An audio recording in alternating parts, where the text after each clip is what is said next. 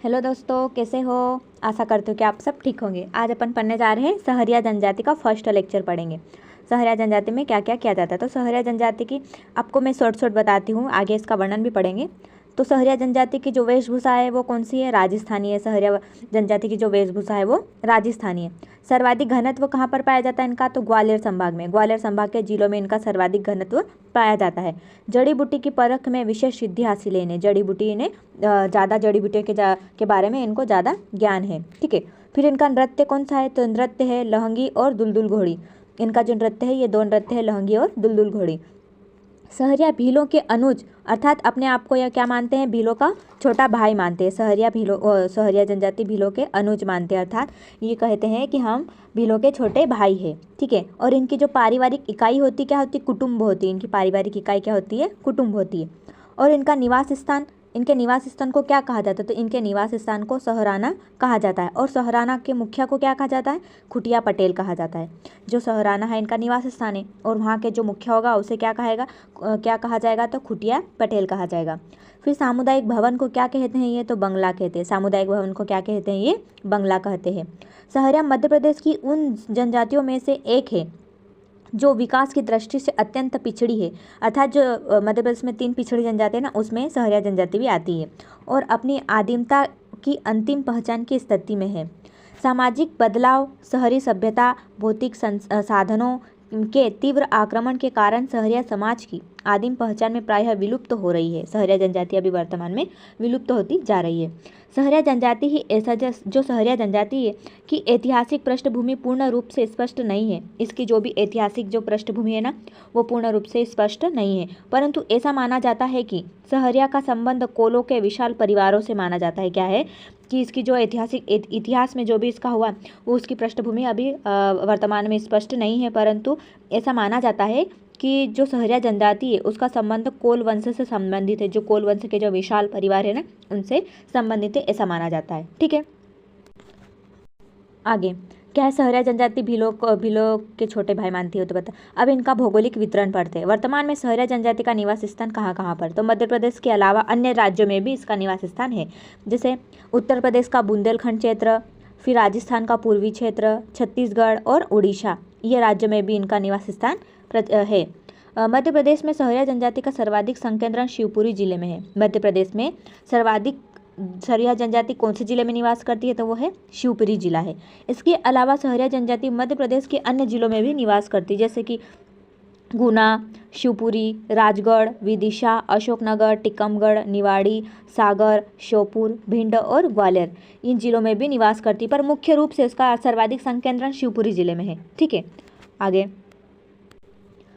मध्य प्रदेश में सहरिया जनजाति की संख्या कितनी है, तो 6,14,958। सहरिया जनजाति मध्य प्रदेश में कितनी जनसंख्या सहरिया की, तो 6,14,958 है। सहरिया जनजाति की उपजातियां और गोत्र, सहरिया जनजाति अपनी उत्पत्ति माता सबरी से मानते हैं। सहरिया जनजाति क्या मानती है कि हमारी उत्पत्ति माता सबरी से हुई है, और सबरी से उत्पन्न होने के कारण इनकी उपजातियां भी उन्हीं के नाम से संबंधित है, जैसे सबर, सवर, सोर और सहरिया। क्या है, माता सबरी से उत्पन्न हुए ऐसा माना जाता है, इसलिए इनकी जो उपजातियाँ है वो भी कैसी है, इनके नाम से ही संबंधित है। जैसे सबर हो गया हो, सवर, सोर, सहरिया, सब कैसे है, स से नाम आते हैं। ये सब सहरियाओं के ही नाम आते हैं। फिर इनके गोत्र पढ़ते हैं। गोत्र क्या है, तो सहरिया जनजाति में गोत्रों की संख्या को लेकर कोई प्रमाणिक आधार नहीं है। क्या है, इनमें जो गोत्र है उनकी संख्या को लेकर कोई भी प्रमाण आधार नहीं है कि इनकी संख्या, गोत्रों की संख्या इतनी है, परंतु अभी तक जो भी ज्ञात है उनकी संख्या 51 है। पूरे जो गोत्र है उनकी संख्या अभी तक वर्तमान में नहीं पता चली है, परंतु अभी जो वर्तमान में से कहा जाता है उनकी संख्या है वो 51 है। सहरिया जनजाति के गोत्रों को लेकर एक कथा प्रचलित है, जिसके अनुसार सहरिया जनजाति व गोंड जनजाति में बहुत गहरी शत्रुता थी। क्या है, सहरिया जनजाति उनके गोत्र से लेकर एक प्रथा भी है, अर्थात एक कथा भी है जो कि और दोनों में लड़ाई हुई थी। क्या हुआ, जो ये सहरिया जनजाति और गोंड जनजाति में बहुत ही गहरी शत्रुता थी, तो एक और दोनों में लड़ाई हुई। क्या है, दोनों में लड़ाई हुई, तो जो सहरिया जनजाति के जो लोग हैं वो गोंडों के हमले से बचने के लिए जिस वस्तु की शरण ली, अर्थात जिस वस्तु के पीछे जाके छुपे या फिर जहाँ पर वो जाकर बसे, उसके आधार पर उन वस्तुओं को अपना गोत्र चिन्ह मान लिया इन्होंने। ठीक है, तो अब मैं आपको बताती हूँ कि कौन कौन से इनके गोत्र चिन्ह है। क्या हुआ, जिस वस्तु के पीछे जाके छिपे वो उनका गोत्र चिन्ह हो गया। तो जैसे उमरिया, उमरिया गोत्र वाले कौन से पेड़ के नीचे उमर के पेड़ के नीचे जाकर छिपे तो वो कौन से गोत्र कहलाए? उमरिया गोत्र के कहलाए। फिर भिलोड़िया, ये भिलोड़िया गोत्र के जो लोग हैं वो क्या करते, भिलोड़ी घास के में जाकर छिपे थे, इसीलिए इन्हें भिलोड़िया कहा गया। फिर जो सोलकिया है, सोलकिया क्या करा है, सलाई के पेड़ पर जाकर छिप गए थे। जो सोलकिया है वो क्या के, इन्होंने सलाई के पेड़ के पर जाकर छिप गए थे, तो इसलिए इन्हें क्या कहा है, सोलकिया कहा जाता। और जो सेलिया है, ये सेल या फिर पत्थर के पीछे जाकर छिप गए थे, सेल अर्थात पत्थर, तो उसके पीछे जाकर छुप गए तो उन्हें क्या कहा गया, सेलिया कहा गया। ठीक है, ये जो 4 मुख्य इनके गोत्र है। फिर आ गया है जन्म संस्कार। अब इनमें जन्म संस्कार किस प्रकार का है, तो सहरिया जनजाति में शिशु का जन्म आनंद और उत्साह का अवसर मानते हैं। क्या है, सहरिया जनजाति में जो शिशु का जन्म हो उस समय आनंद और उत्साह का अवसर मानते हैं। विवाह के पश्चात बहू का गर्भ धारण करना घर की खुशियों का आना माना जाता है। इनका मानना है कि विवाह के पश्चात बहू का गर्भ धारण करना और घर में खुशियों का आना माना जाता है। गर्भधारण के 7वें महीने में बहू की गोद भराई की रस्म की जाती है। जब बहू गर्भवती होती ना तो 7वें महीने में क्या होता है, गोद भराई की रस्म की जाती है। और गोद भराई की रस्म के बाद बहू को मायके भेज दिया जाता है। गोद भराई के बाद बहू को मायके भेज दिया जाता था और प्रसव का कार्य वहीं होता है और मायके में ही उनका प्रसव का कार्य होता है। सहरिया जनजाति में जादू टोने का विशेष महत्व है। ये जादू टोना पर विशेष ध्यान देती है, जिसके कारण वे गर्भवती महिला को अकेले कहीं नहीं जाने देती है।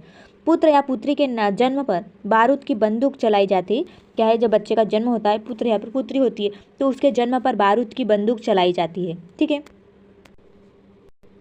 आगे शिशु जन्म के 10वें दिन, शिशु जन्म के 10वें दिन क्या किया जाता है, तो शिशु जन्म के 10वें दिन अपनी सुविधा अनुसार गृह स्वामी शिशु के मुंडन एवं नामकरण संस्कार के लिए अपने परिजनों को तिल और चावल भेजकर न्योता देते हैं। ठीक है, तथा मामा के यहाँ से परहावनी आती। जब शिशु का मुंडन किया जाता है 10वें दिन, तब अपनी सुविधा अनुसार नामकरण भी किया जाता है और जो नामकरण या फिर मुंडन करे उसका जो कार्यक्रम करने वाले उसे तिल चावल देकर न्योता भेजते और मामा के यहाँ पर इसे परहावनी भी लाया जाती है। सहरिया जनजाति आम के पत्ते मंगल और समृद्धि का प्रतीक मानते हैं। सहरिया जनजाति जो आम के पत्ते हैं उन्हें मंगल एवं समृद्धि का प्रतीक मानते हैं तथा नीम के पत्तों को निरोग्य प्रतीक मानते हैं, अर्थात किसी भी रोग को भगाने वाले माना जाता है। ठीक है, उनसे इस दिन गांव का जो खुटिया पटेल होता है वो शिशु का नामकरण करता है। सहरिया जनजाति में क्या किया जाता है, जो खुटिया पटेल अर्थात जो गाँव का मुखिया होता है वो शिशु का नामकरण करता है तथा शिशु के मुंडन का भी कार्य किया जाता है तथा दूसरे दिन घाट पूजन का कार्य भी किया जाता है। फिर इनका निवास स्थान क्या है, तो सहरिया जनजाति जहाँ पर निवास करती है उसे सहराना कहते हैं। जो सहरिया जनजाति जहाँ पर निवास करती है उसे क्या कहते हैं, सहराना कहते हैं। सहरिया जनजाति किसी गांव, कस्बे या शहर के समीप अपना अलग मोहल्ला बनाकर बसते हैं। यह कोरकों के ढाने जैसा ही होता है। क्या है, कोरकों का ढाना होता है और इनका क्या होता है, सहराना होता है। तो ये कोरकों के ढाने के जैसा ही होता है। सहरिया जनजाति अपना सहराना अधिकांश जंगलों में ऊंची पहाड़ियों की तुलना में समतल मैदानों पर अधिक बसना पसंद करते हैं। ये जंगलों या फिर ऊंचे पहाड़ों में नहीं बसना पसंद करते, अधिकतर ये कहाँ पर, समतल स्थानों पर ही बसना पसंद करते हैं। आगे क्या है, ये कहाँ पर अधिक समतल स्थानों पर बसना पसंद करते हैं। सहरियाओं के मकान की बसावट अंग्रेजी के अक्षर के यू की तरह होती है। क्या है, जो अंग्रेजी अक्षर इस प्रकार का होता है। ठीक है, और अंग्रेजी अक्षर का जो यू है उसके उल्टे आकार का होता है। ये इनके मकान होते हैं, ऐसे इनके मकान होते हैं। ठीक है, ये यहाँ पर मैंने आपको बताया गया है। और इसमें सहराना का एक ही प्रवेश द्वार होता है। क्या होता है, सहराना का सिर्फ यही प्रवेश द्वार होता है। बीच में चौक होता है जिसे बंगला या फिर अतिथि घर भी कहा जाता है। बीच में चौक होता है उसे क्या कहते हैं, बंगला या फिर अतिथि घर कहा जाता है।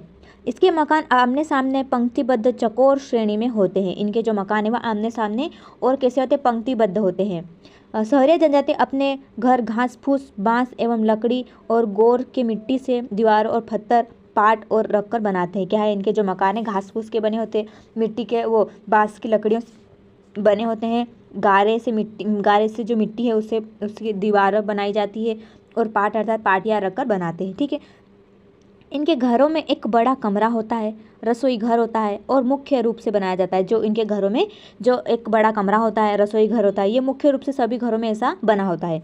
घर में अनाज भरने के लिए मिट्टी की बड़ी बड़ी कोठियाँ प्रत्येक घर में होती है। घर आंगन में ओटला बनाने की भी प्रथा है। सहरिया जनजाति में घर या फिर आंगन में ओटला बनाने की भी प्रथा है। दरवाजे के आजू बाजू लकड़ी से घोड़ियाँ अर्थात जो घोड़े के जो सिर के क्या करते घर की सुंदरता बढ़ाने के लिए लगाए जाते हैं। जो घोड़े के जो सीट है ना उनको लगाया जाता है, घर की सुंदरता बढ़ाने के लिए लगाई जाती है। ठीक है, कौन से दरवाजे के आजू बाजू में बनाए जाते हैं। ठीक है, तो आज के लिए बस इतना ही। धन्यवाद।